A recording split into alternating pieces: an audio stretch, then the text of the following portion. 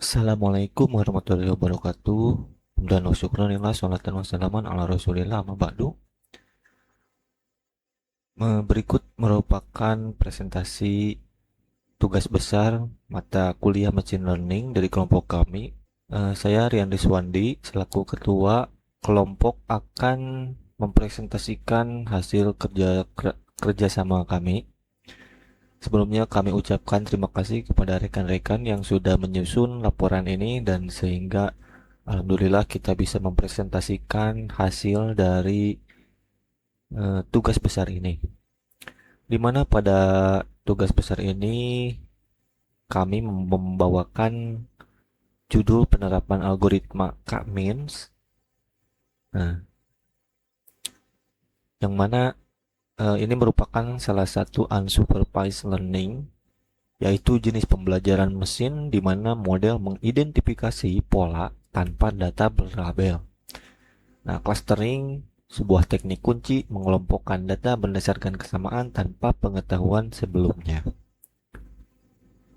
Nah, untuk model atau yang akan kita bahas di pertemuan kali ini, kita akan melakukan pendataan terhadap segmentasi pelanggan di salah satu mall, misalkan ya seperti itu.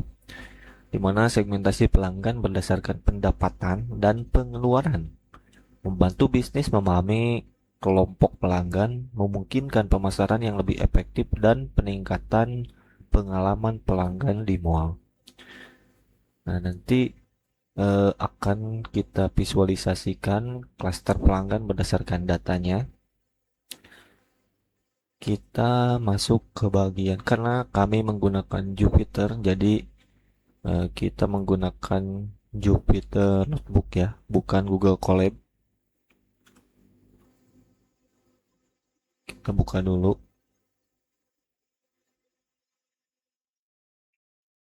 Nah, ini salah satu file Python-nya dan ini datasetnya ya. Ini datasetnya hanya 30 saja sebagai sampel. Kita akan coba melihat bagaimana hasil dari segmentasi pelanggan ini.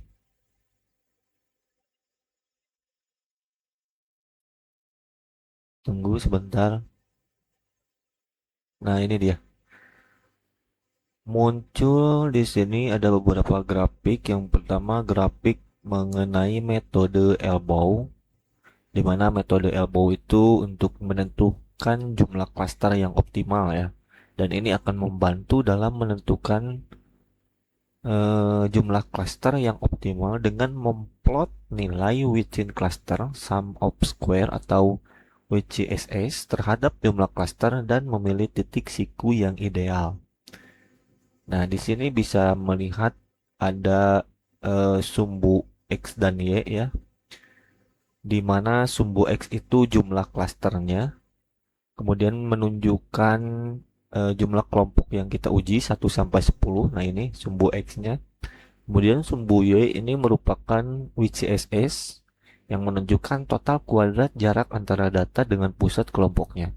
Jadi semakin kecil angkanya, maka semakin rapat kelompoknya, gitu ya. Nah, analisis siku nanti eh, ada beberapa titik yang mana terdapat penurunan grafik ya atau melambat. Nah, dari yang tadinya tinggi eh, turun, turun, turun dan hingga akhirnya mendatar seperti itu.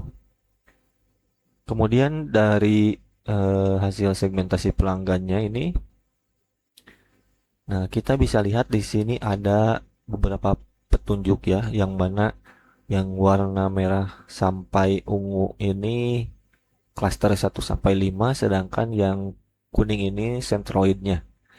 Nah, ini berbeda-beda ya jaraknya dan di grafiknya juga berbeda-beda. Ini ada skor pengeluaran, kemudian ini merupakan pendapatan tahunannya. Nah, kita akan melihat misalkan ini yang warna apa ya? Apa ini? Cyan. Cyan itu kayak biru muda gitu ya. Nah, ini bisa dilihat. Nah, ini salah satu contoh pelanggan dengan pendapatan rendah tapi skor pengeluarannya sangat tinggi. Nah, kita lihat kan ini 80, di skor 80. Untuk pengeluarannya ini paling tinggi, sedangkan di pendapatannya dia termasuk kategori yang rendah, gitu kan? Nah, berbeda dengan yang biru ini. Nah, klaster nomor 2 ini pendapatannya tinggi, ya, pendapatan tahunannya itu tinggi. Nah, tapi pengeluarannya kecil sedikit. Nah, gitu ya. Jadi kita bisa melihat eh, beberapa pelanggan, tipe-tipe pelanggan seperti apa yang sudah datang ke mall tersebut. Nah, jadi misalkan kayak tadi ini kan banyak ya orang yang misalkan pendapatannya kecil tapi pengeluarannya banyak. Nah, biasanya ini kan tipe pelanggan impulsif ya. Kemudian misalkan yang hijau nih, yang hijau ini pendapatannya rendah dengan skor pengeluaran rendah gitu kan. Udah mau pendapatannya rendah, nah pengeluarannya juga rendah gitu. Berarti, nah ini tipe pelanggan yang hemat atau hanya membeli kebutuhan pokoknya saja gitu ya. Mungkin sekian presentasi dari kami. Mohon maaf bila banyak kekurangan. Assalamualaikum warahmatullahi wabarakatuh.